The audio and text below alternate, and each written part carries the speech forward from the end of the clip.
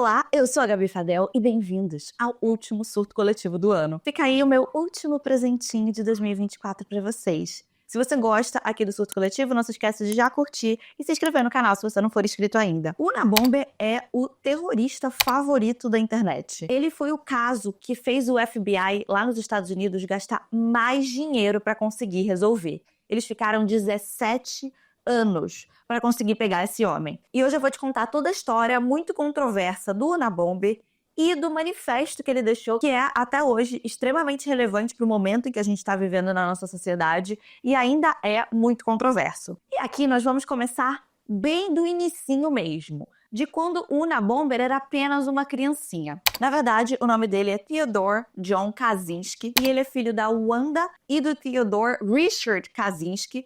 Então, para a gente não confundir o Theodore filho com o Theodore pai, a gente vai chamar o Theodore de Ted, que era assim que todo mundo chamava ele. Ele nasceu em 22 de maio de 1942 em Illinois, nos Estados Unidos, que é um estado bem lá em cima, quase no Canadá. Ele era o irmão mais velho do David, que nasceu 7 anos depois dele, e vai ser muito relevante nessa história. A família Kaczynski era uma família de margarina. Uma família normalzinha, que todo mundo gostava. Mas se você conhecesse a família ali um pouco melhor, você ia com certeza perceber que o menino Ted, ele era um pouquinho esquisito. Ele era tão esquisitinho que até o irmão dele, né, o David, que era 7 anos mais novo que o Ted, já tinha percebido quando ele era criança que o Ted era diferente. Ele chegou a perguntar pra mãe dele, por que é que o Ted não tem tantos amigos quanto eu? Ou por que o Ted não gosta tanto de ficar com as outras pessoas quanto a gente? A família do Ted tem uma teoria quanto a isso. Quando o Ted tinha, assim, algumas semanas de vida, ele ficou muito doente e aí ele teve que ficar internado no hospital, numa UTI especializada. E ele ficou sem a mãe ali perto, né? Sem ser pego no colo o tempo inteiro, aquela coisa toda. Então, a família acredita que durante essas semanas ele teria desenvolvido aí uma espécie de trauma por abandono. Eles dizem que depois que o Ted voltou pra casa, depois desse episódio hospitalar, ele não chorava mais como ele chorava antes, por exemplo, que, lembre-se, era um bebezinho recém-nascido de algumas semanas. Então eles acham que durante esse período aí, que ele ficou afastado da família, ele desenvolveu algum tipo de trauma de abandono. Mas assim, apesar do Ted ser uma pessoa que era um pouco mais antissocial e independente, era visível que ele era muito inteligente. Mas assim, quando eu digo muito inteligente, é muito inteligente mesmo. Não é tipo a sua prima que é meio inteligente, não. É assim, inteligente nível Einstein. Quando ele entrou na escola, ele se destacava muito de todas as outras crianças, ele aprendia tudo com muita facilidade, na verdade nem precisava aprender, era como se ele já soubesse. Então a família dele, os professores, né, resolveram aplicar um teste de QI e ele tirou nesse teste de QI 167. Isso é, assim, extremamente superdotado. Então os pais e a escola resolveram que eles iriam fazer com que o Ted pulasse o 7º ano. O Ted chegou a escrever, quando ele já era adulto, né, nos diários dele, que ele acredita que essa história de pular ano foi o que acabou com a vida social dele, pra sempre. Quando ele tava ali na mesma série que as pessoas da idade dele, apesar de ser muito fácil pra ele, ele tinha alguma amizade ali com as crianças, ele se dava bem com aquelas crianças. Mas, quando ele foi passado de ano e começou a interagir ali com umas crianças mais velhas, ele nunca conseguiu se entrosar socialmente. Agora, ele era o aluno mais novo, ninguém tem respeito, porque ninguém respeita pirralho, e ele acredita que essa mudança de ano foi uma das coisas que arruinou a vida dele. Então assim, fica a dica aí, se você um dia tiver um filho superdotado e quiserem pular de ano, não pula não adianta nada. Pular pra quê? Que pressa é essa toda? Enfim, apesar disso, o Ted continuou sendo um grande nerdão. Ele ia bem em tudo. Todas as matérias, era tudo, assim, fácil, simples pra ele. E apesar do fato de que ele até entrava em alguns clubes, ele participou até da banda da escola e umas coisas assim, ainda assim ele era super isolado socialmente. As pessoas que estudavam com ele falavam que sentiam mesmo que ele só participava desses clubes e dessas coisas pra conseguir colocar no currículo dele, mas que ele não tinha realmente interesse em socializar com ninguém. E aí ele continuou indo tão bem na escola que eles ainda fizeram ele pular um outro ano. Ele se formou no ensino médio com 15 anos. E de primeira, ele já passou para Harvard. Então, em 1958, com 16 anos, o Ted entrou em Harvard. E olha só, o cara era tão inteligente, mas tão bizarramente inteligente, que mesmo assim ele tinha 16 anos, todo mundo era muito mais velho que ele, imagina, entrando em Harvard. Muito mais velho. E mesmo assim, ele se destacava de todos os outros alunos da faculdade. Mas aquela coisa, né? Continuava sem se misturar muito. E aí aqui tem um episódio meio esquisito, né, dessa história dele em Harvard, tá? Enquanto ele estava em Harvard, ele conheceu um professor chamado Henry Murray. E esse professor Henry, ele estava organizando, assim, um clube de debates, digamos assim, para alunos excepcionais. A ideia era juntar alunos que fossem muito inteligentes e muito promissores e fazer com que eles discutissem as suas crenças e as suas ideias entre eles e com outros professores. A desculpa para esse negócio era que eles queriam entender melhor as mentes dos alunos de Harvard. Só que o negócio não era bem assim. Esse tal desse Henry Murray, ele era um ex-agente da OSS, que é o antigo nome da CIA. É a organização que existia no governo americano antes, que depois virou a CIA. E ele estava conduzindo esse experimento para a CIA. Tem um vídeo aqui no canal, caso você queira assistir, que eu falo de uma série de experimentos que realmente aconteceu nos Estados Unidos por muito tempo. Isso foi uma teoria da conspiração, mas hoje em dia a gente já tem vários documentos que comprovam a existência desses experimentos, chamado MKUltra. Era uma série de experimentos que a CIA fez para tentar controlar a mente das pessoas. E aí eles experimentavam com várias coisas diferentes. Técnicas de tortura, injetavam droga nas pessoas, muitas vezes sem as pessoas saberem. Enfim, tem várias histórias aí muito bizarras do MKUltra. E esse experimento, teoricamente, faria parte do MKUltra. A gente não sabe exatamente ao certo se é isso mesmo ou não, tá? Porque os documentos desse experimento que o Ted participou ainda estão classificados. Então, eles não vieram a público ainda, mas a gente sabe que esse experimento rolou e que ele tá lá. A gente só não tem mais detalhes até hoje, porque a gente não tem acesso a esses documentos ainda. Mas o que a gente sabe é que o objetivo, na real, não era só essas pessoinhas ficarem vamos discutir as nossas ideias. Não, não, não, não, não. O objetivo era humilhar esses alunos, dizendo que as ideias dele eram uns toscos e que eles eram uns fracassados, porque eles queriam, e aí aqui é especulativo, né, qual era exatamente o objetivo, mas o que se especula é que eles queriam ver quanto tempo que demoraria para eles conseguirem quebrar as convicções de uma pessoa. É por isso que eles quiseram pegar alunos que eram inteligentes, porque, né, são pessoas que acho que teoricamente seriam mais difíceis de serem quebradas, talvez. Não sei. Essa daí, joguei a minha opinião, tá? Mas a ideia era essa, para desenvolver técnicas de interrogação. O objetivo desses testes exatamente é especulação, tá? A gente não sabe por causa dos documentos, blá blá blá, classificados, mas é isso que se acha que seria para desenvolver esse tipo de técnica para questionar pessoas. Pode ser que não. Pode ser que seja para controlar a mente das pessoas. Pode ser que a galera da CIA fosse sádica, sei lá, vai saber. Mas é o que a gente especula. Mas o que a gente sabe é que o Ted, de fato, participou desse experimento. E por 3 anos ele ia lá e ficava ouvindo que tudo que ele pensava era uma bosta. Que ele era um merda. E que as ideias dele eram umas bosta. Agora, esse experimento não tinha nada a ver de, tipo, amarrar o Ted, dar choque nele. Não tinha nada disso. Porque tem gente por aí que fala que tinha umas coisas assim, mas não tinha. Era só ficar lá... Ah, que ideia bosta, você é uma merdinha. Era só isso. O Ted escreveu nos diários dele, né, depois de adulto, que ele achava que esse professor era um grande de um babaca. Mas que ele achava que tudo que tinha acontecido ali durante aquele tempo não tinha afetado ele muito, não. Que, foda-se, me chamava de escrotinho, merdinha, mas dane-se. Mas aí fica o questionamento se realmente isso não teria afetado ele ou não. Porque no final era uma pessoa que já era isolada socialmente, né? Que já não tinha muitos amigos e que ainda por cima estava indo para um negócio por 3 anos para ouvir que ele era um idiota. Fica aí a seu critério se você acha realmente que isso não afetou ele ou não. O Ted acha que não. Tem muita gente que acredita que isso pode ter sido o último empurrão para ele ficar antissocial de vez e desenvolver realmente um desprezo pela sociedade. Mas enfim, o Ted se formou em Harvard em 1962 e virou um bacharel em matemática. Logo depois de sair de Harvard, ele já emendou no doutorado e aí ele foi para a Universidade de Michigan, porque ele tinha recebido uma proposta muito boa de ser assistente de professor lá. E todo mundo na Universidade de Michigan também, a galera que estudava com ele, os professores, todo mundo, falava que ele era realmente muito inteligente. As pessoas falavam que o Ted, ele era uma pessoa tão inteligente, ele pensava de uma forma tão fora da realidade de todas as outras pessoas, que parecia que ele estava operando numa frequência diferente, que ele falava uma outra língua. Tem muito professor que descreve ele como o melhor aluno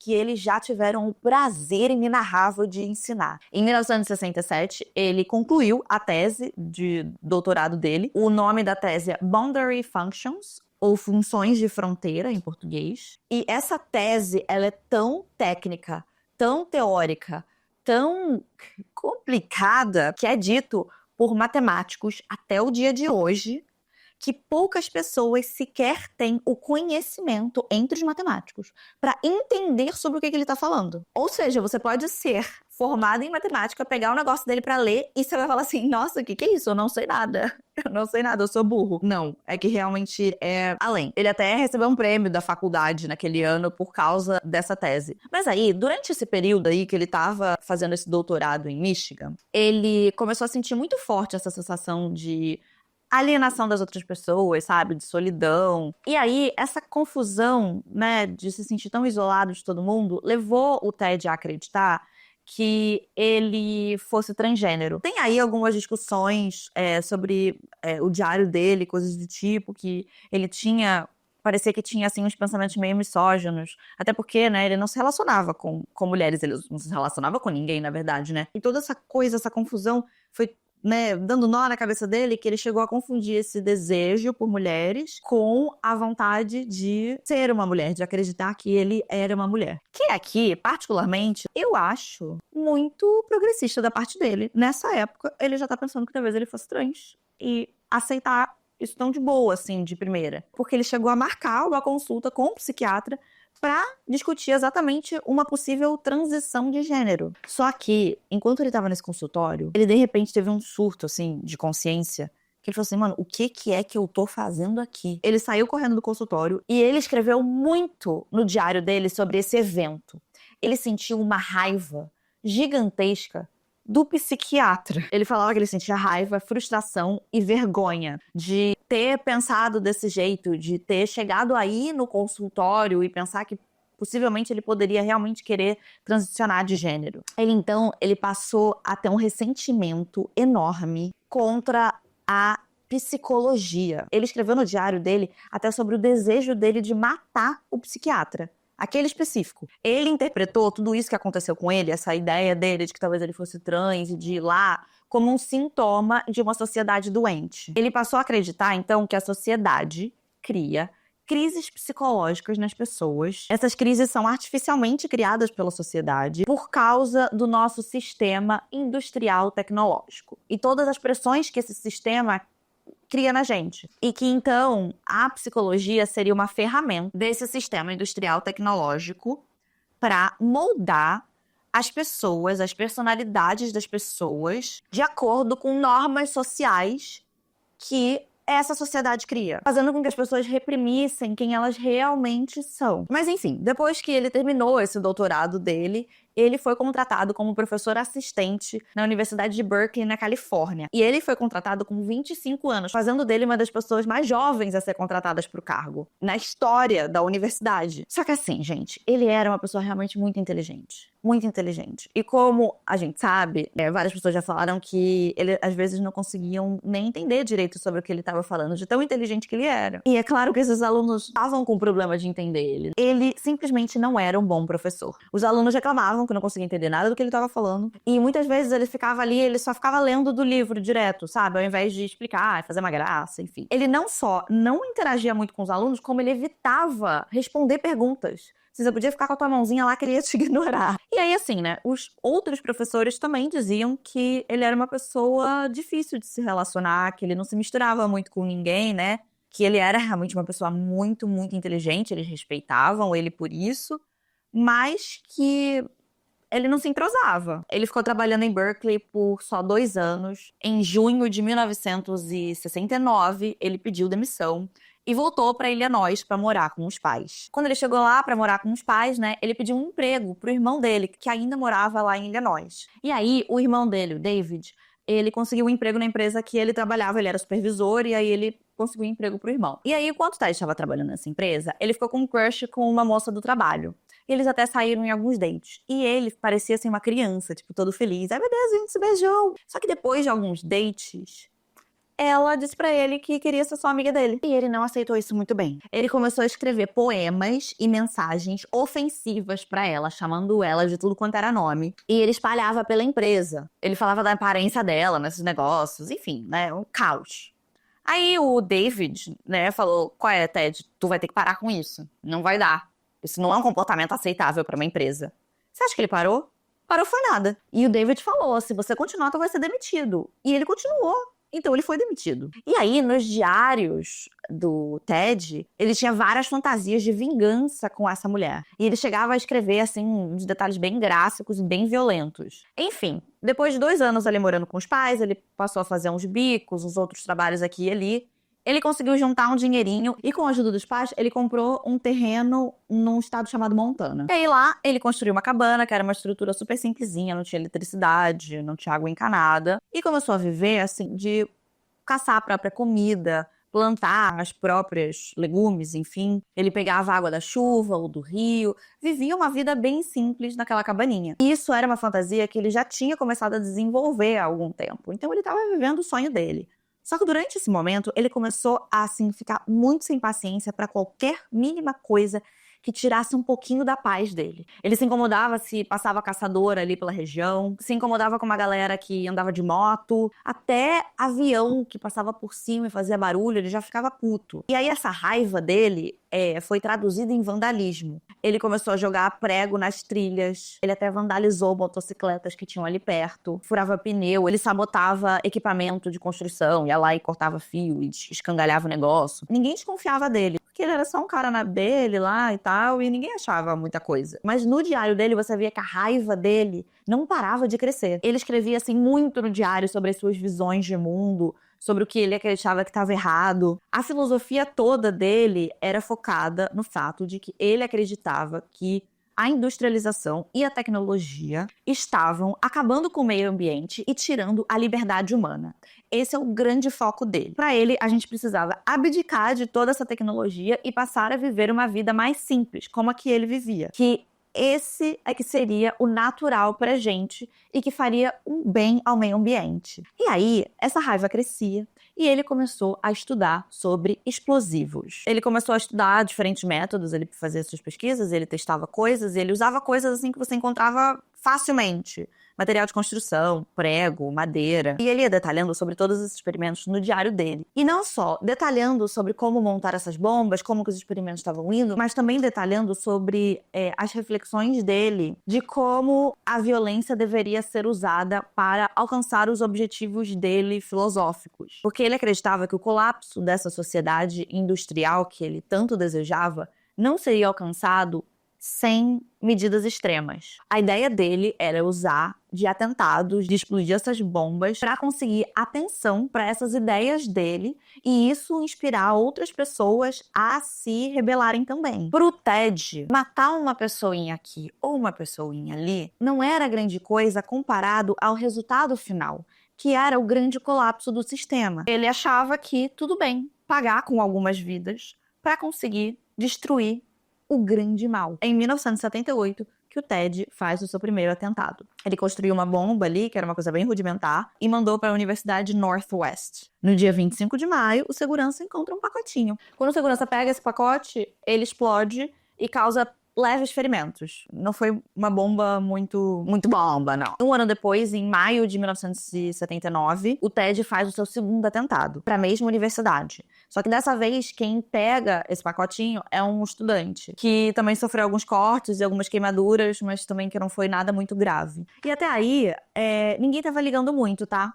Assim, ele não estava tendo a atenção que ele queria ter. Então ele resolve tentar uma coisa mais extrema. Ele mandou uma bomba para um voo da American Airlines. Como que ele fez isso? Na época, os Correios usavam de voos comerciais normais, esse voo que você pega em qualquer aeroporto, para transportar pacotes, né? Então assim, os aviões, eles transportavam pessoas e também encomendas normal do Correio. Ele colocou um equipamento nessa bomba chamado altímetro, que era para medir a altitude que a bomba tava.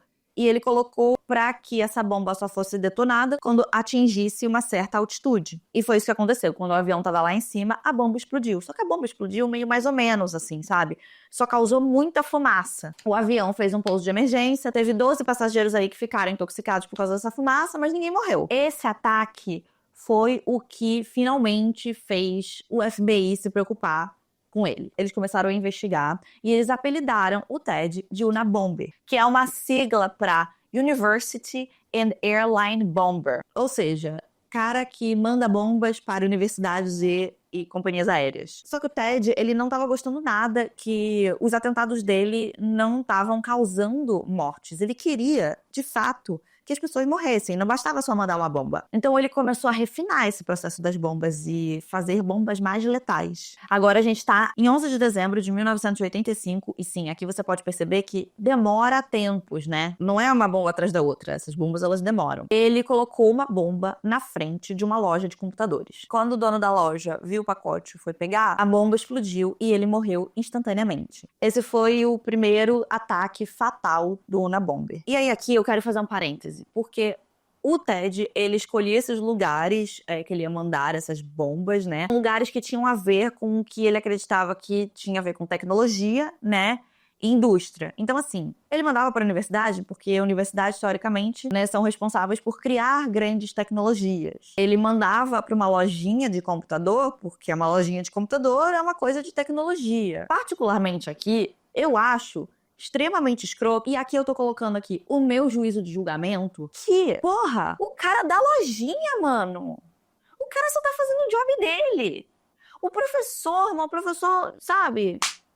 Porra! Enfim, só pra explicar que o grande foco dele era mirar em coisas que ou estavam produzindo tecnologia ou que ele acreditava que eram mal pro meio ambiente, como, por exemplo, um avião. Mas aí tá cheio de passageiro o avião.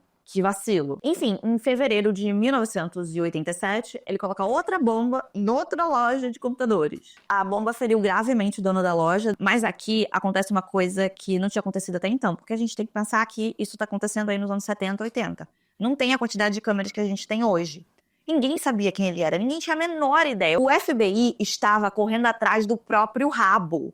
Porque o que é que eles iam ir atrás do quê? Que eles não tinham a menor ideia. É a primeira vez que alguém vê o Unabomber, porque uma funcionária daquela lojinha de computadores viu um cara colocando o tal do pacote no estacionamento, aonde o dono da loja achou. E aí é feito um retrato falado dele, que é a grande imagem que ficou famosa do Unabomber. Apesar de que, assim, não dá pra ver nada. Ele tá com capuz, ele tá com óculos, mas é uma imagem de qualquer jeito. Mas isso foi suficiente pra deixar o Ted assustado, porque ele não queria ser pego de jeito nenhum, né? Imagina viver longe da natureza que ele tanto amava e ser preso. Então, ele ficou um bom tempo sem fazer novos ataques, porque, né, ele achou que era melhor ficar um pouco de boa. Muita gente nesse período achou que o Unabomber poderia ter sido pego, ou poderia ter fugido, ou até poderia ter sido morto. Enfim, acharam que ele não ia mais aparecer. Mas, 6 anos depois, em 1993, Ted volta. 22 de junho, ele manda uma bomba para um geneticista. E aí, logo 2 dias depois, no dia 24, ele manda outra bomba para um escritório de um professor de ciências da computação da Universidade de Yale. Esse professor teve queimaduras graves, ele perdeu o movimento de umas mãos, mas ele não veio a falecer. E aí, aqui, o FBI tava aqui, ó, uau, meu Deus! E eles ficaram super confusos, porque essas bombas foram mandadas para lugares distintos dos Estados Unidos, um em Connecticut e outro na Califórnia. E aí eles começaram a pensar, vai ver, tem várias pessoas fazendo isso, não é uma pessoa só. E para as pessoas em geral, a população geral dos Estados Unidos, a galera entrou em surto, porque eles achavam que o Unabomber tinha desaparecido. E aqui, você precisa parar para pensar uma coisa. Tem um cara jogando umas bombas aleatórias, que você nunca sabe para quem vai, para onde vai, você pode estar no avião e explodir.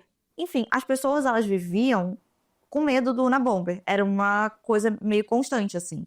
Então, voltou, a galera entrou em pânico de novo. E não só isso, mas nesse tempo que ele ficou quietinho, ele aprimorou muito as bombas dele. Agora, as bombas conseguiam ser mais potentes e menores, o que significa que os pacotes que ele mandava eram ainda menorzinhos e mais discretos. E aí o Ted achou que era a hora das pessoas ficarem sabendo mais sobre as ideias dele. E ele, pela primeira vez, entra em contato com a imprensa. Ele mandou escrito uma carta para o New York Times, digitada numa máquina de escrever, onde ele se identificava como nós. Ele dizia que ele era um grupo chamado Freedom Club.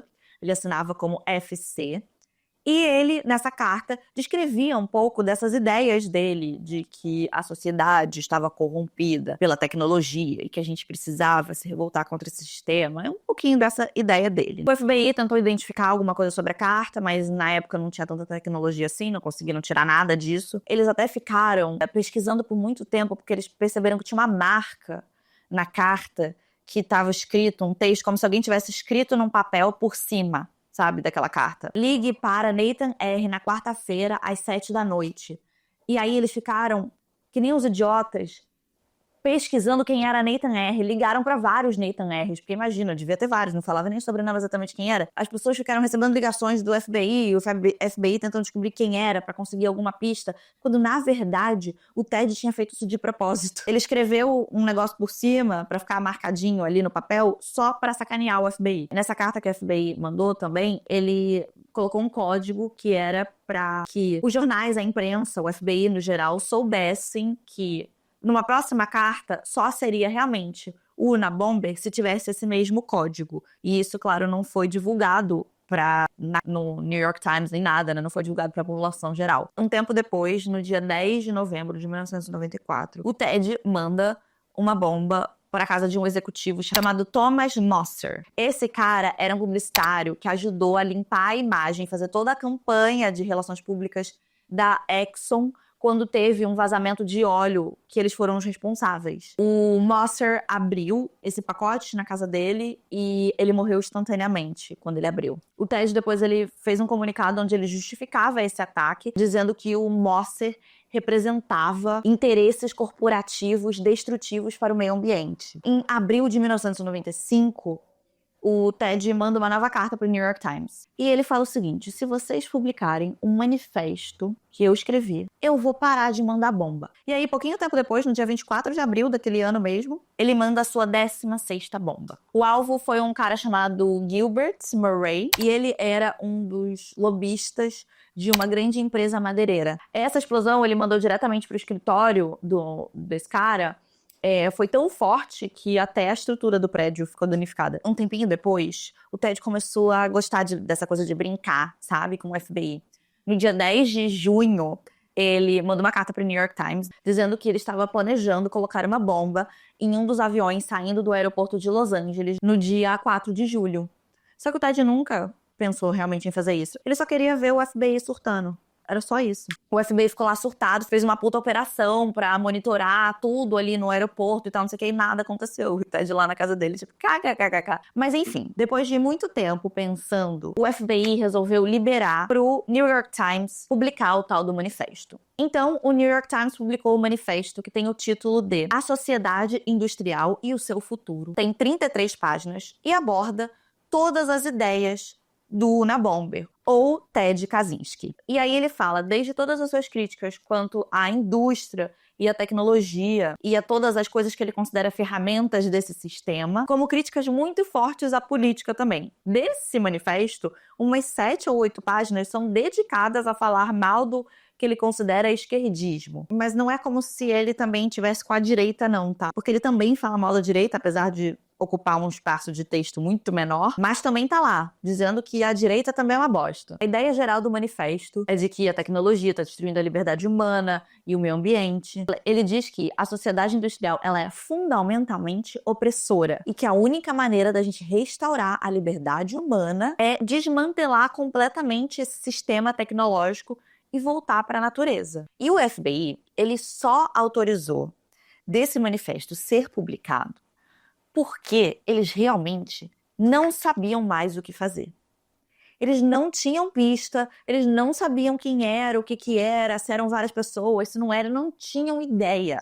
Eles estavam perdidaços, real. A esperança que eles tinham é de que alguém, em algum lugar, iria ler aquele manifesto, iria reconhecer quem era aquela pessoa. E eles não poderiam estar mais certos. Aqui eu não fiquei falando muito da família do Ted, mas o Ted, ele não falava mais direito com a família, mas ele era, assim, uma pessoa que, talvez a gente possa dizer que se aproveitava da família, sabe? Eles gostavam dele, eles queriam o melhor pra ele, o irmão dele amava muito, muito o Ted, E eles ajudavam o Ted financeiramente, sabe? Eles tinham muito carinho por ele. Apesar do Ted nem ter contato com a família, nem ia vê-los, nada disso.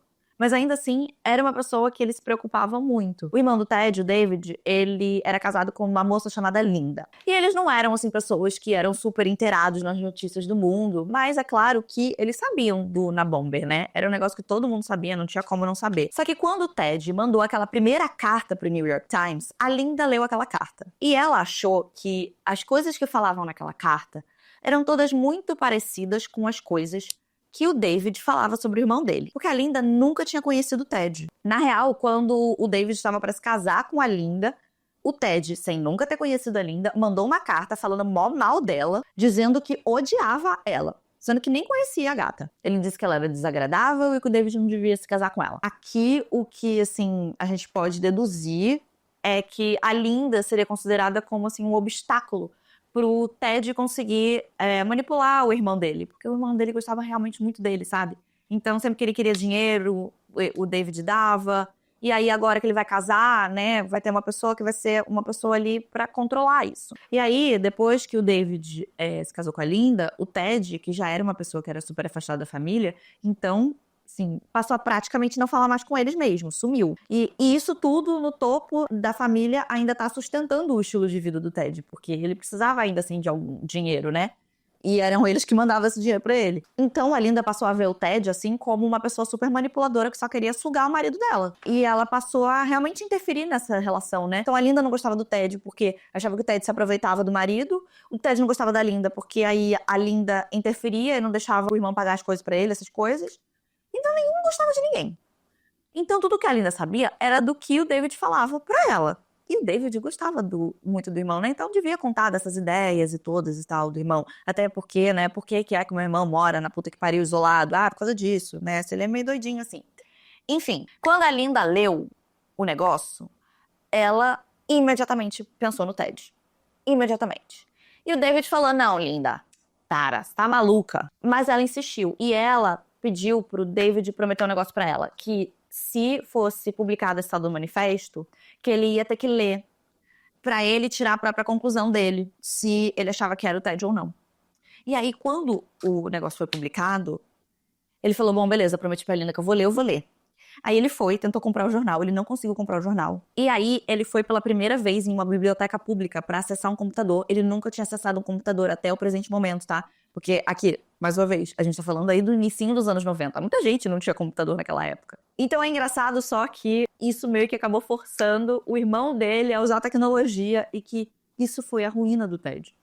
Ele conseguiu entrar no computador, ele leu o manifesto. E quando ele leu o manifesto, ele falou, mano, não é que eu acho que é meu irmão. Aí ele quis ter certeza. Ele foi lá na casa da mãe dele e falou, mãe, você ainda tem as anotações aí do Ted? E aí a mãe guardava tudo, mãe, né, que ama o filho e tal, pegou as anotações, os diários, etc., e deu pro David. E o David começou a ler e comparar, e tinha partes que era quase que, assim, o trecho copiado e colado. Daí ele falou, bom, beleza, então acho que é verdade.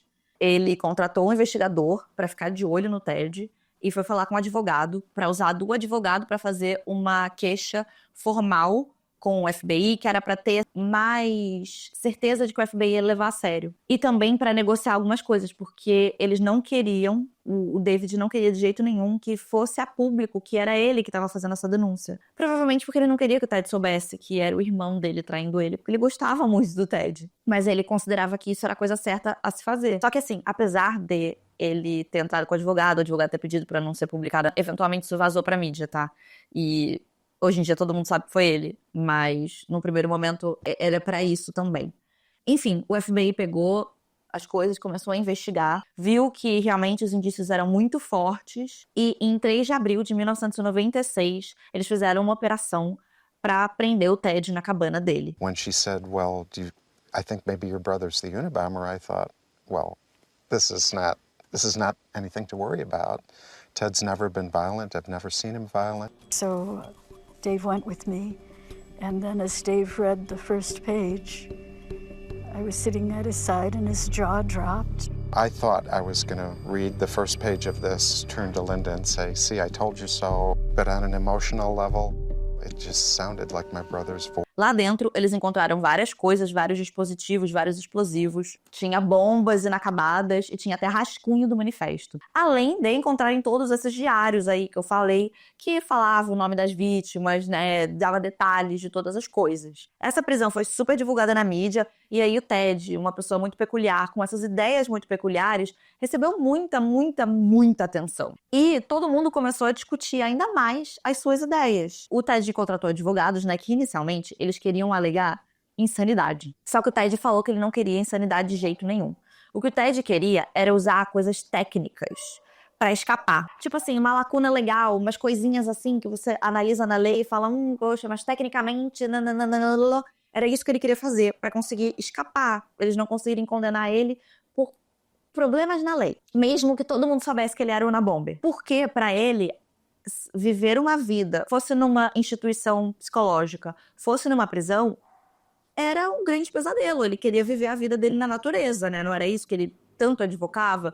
Não era isso que ele fez a vida toda dele ser sobre? Quando ele descobriu que a equipe jurídica dele estava tentando, ainda assim, alegar insanidade pelas costas dele, ele até tentou falar com o juiz para demitir eles e se defender, mas não foi permitido. Ele teve várias discussões, vários apelos negados. Ele tentou se desviver, mas foi impedido pelos guardas da prisão. E no final, ele se declarou culpado de todas as ações e foi condenado à prisão perpétua sem possibilidade de condicional. Enquanto ele estava na prisão, ele frequentemente se comunicava com pessoas que tinham posicionamentos políticos alinhados com os dele. Ele até chegou a dar algumas entrevistas, ele ficou meio conhecido como tio Ted, justamente por ele estar sempre trocando cartas com essas pessoas, né, etc. Numa entrevista ele falou que a coisa que ele mais tinha medo era dele esquecer como era a vida na natureza e acabar se adaptando àquela vida na prisão, sabe? Que ele nunca queria perder aquelas memórias dos anos todos que ele viveu